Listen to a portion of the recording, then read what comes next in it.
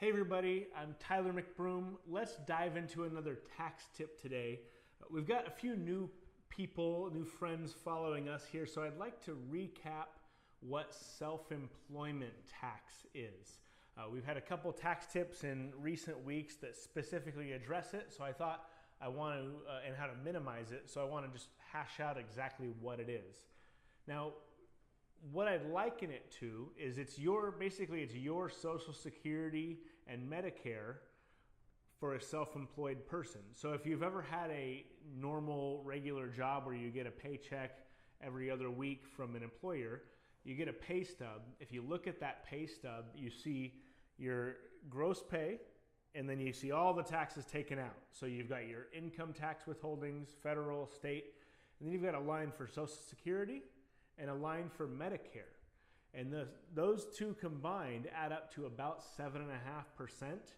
Then your employer takes that, matches it, and sends 15% to the IRS. Well, when you're self-employed or a 1099 contractor, you don't have anyone to withhold anything. You just get the gross amount, and you also don't have anyone to match that 7.5%. So you're left holding the bag for the entire 15%. That's what self-employment tax is.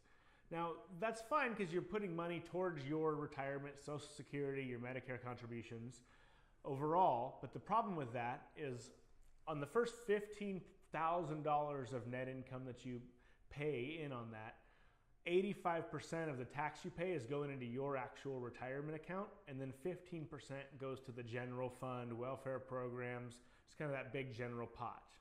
On the amounts from $15,000 to $45,000, it jumps down to only 35% is going into your actual pot. So only a third of the tax you're paying is benefiting you. The rest is going into the general national fund.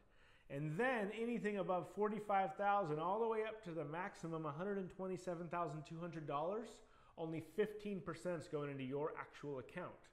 And the Wall Street Journal released an article a few months ago that showed that the break-even point for people, the wage that people benefit from Social Security versus paying more than they get, is around $40,000. So that's why we like to say have an S corporation if you make more than that as net income, and then you pay yourself a small wage, so you're still getting the benefit of Social Security and Medicare, but you're not paying in that extra tax that's just going to who knows who in Kansas or in Nebraska or in California or in New York instead of in your own actual pocket. So we like to maximize the benefit and minimize your tax burden.